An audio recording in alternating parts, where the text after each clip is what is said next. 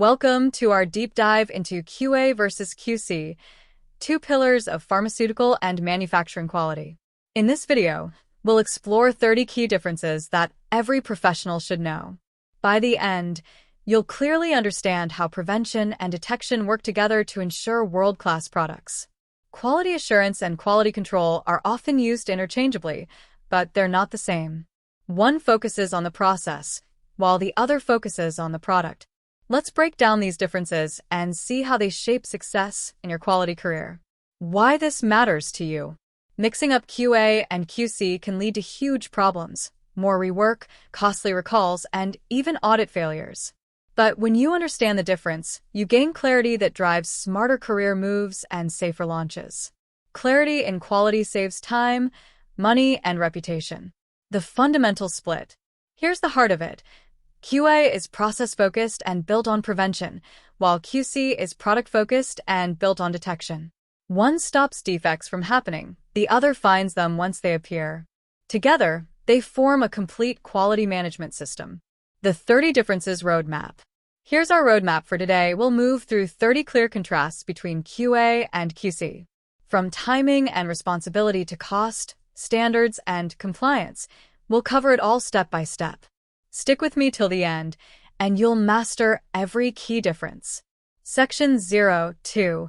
Fundamental Distinctions. Let's begin with the basics. What truly sets QA apart from QC? Understanding their core philosophies will make the rest of this presentation click into place.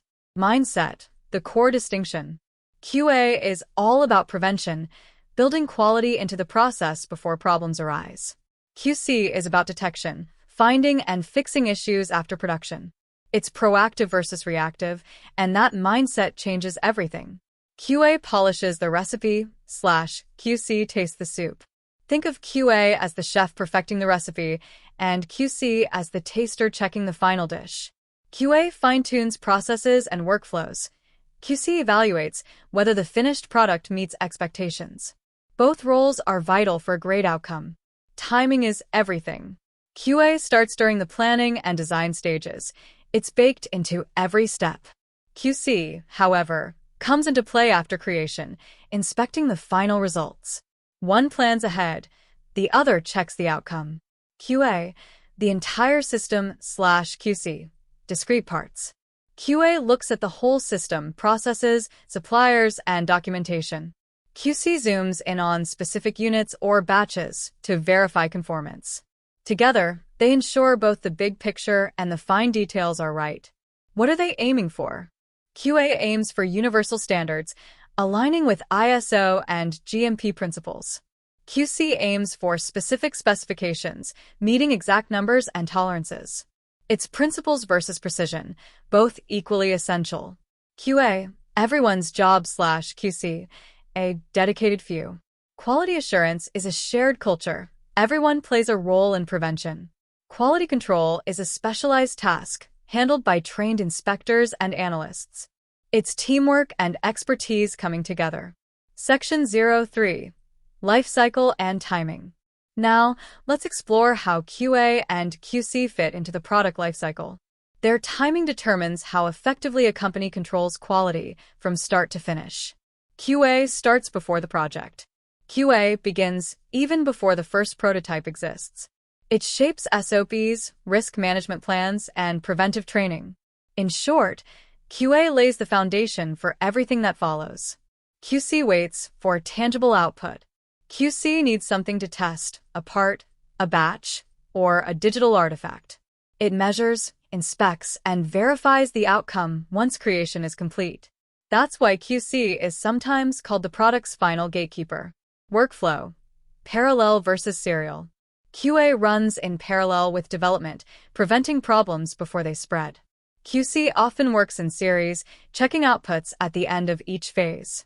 This is why integrating both early and late ensures efficiency. Modern timing jargon. In modern terms, QA shifts left, moving earlier in development to prevent defects. QC shifts right, stepping in later to detect what slipped through. The smartest systems balance both. Milestone gates.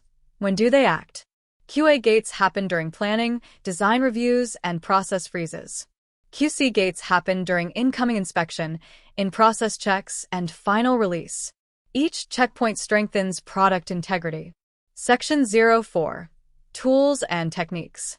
Now, let's look at the tools that power QA and QC.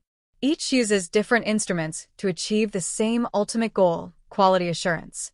QA's toolkit, prevention instruments. QA relies on tools like SOPs, FMEAs, and audits.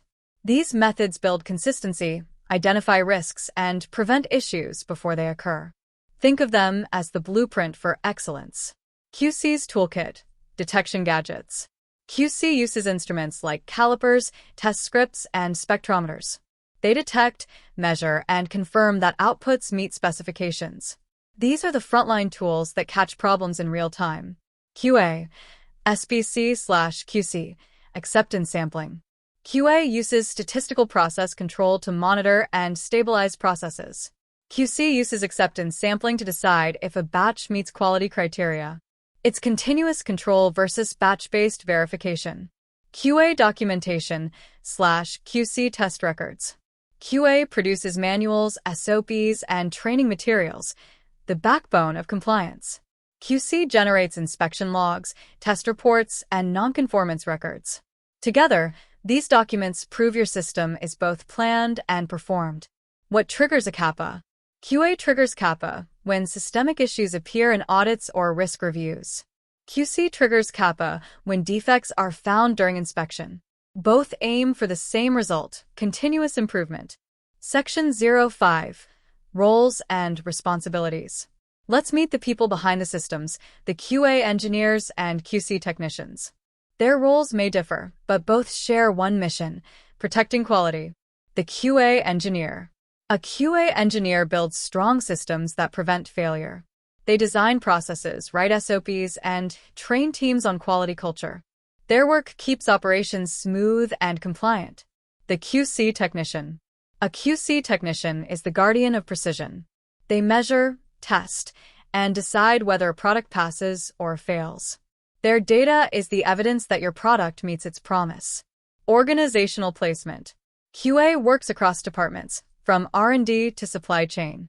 QC operates in dedicated labs or inspection bays. Both must collaborate to close the loop on quality. Elution order control. Gradient elution can even change elution order of compounds, great for separating overlapping peaks.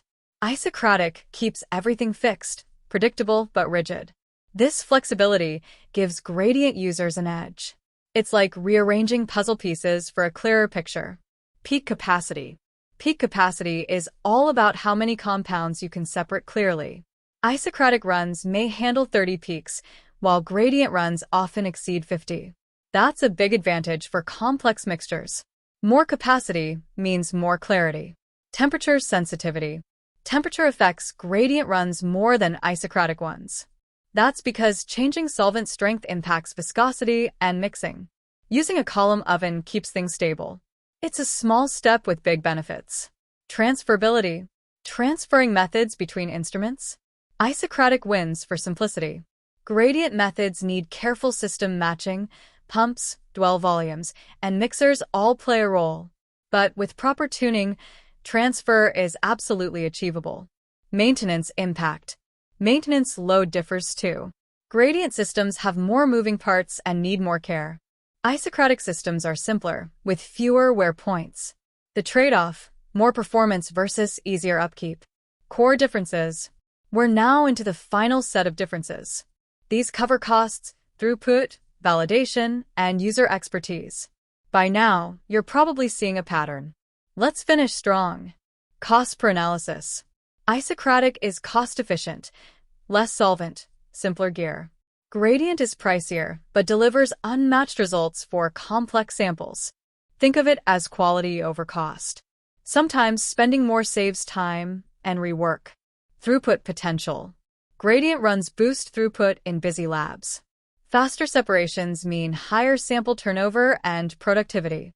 That's a game changer for high-volume environments. Time saved equals more results per day. Scalability to prep HPLC. When scaling up to preparative HPLC, Gradient methods perform beautifully. Isocratic runs can struggle with resolution or long times.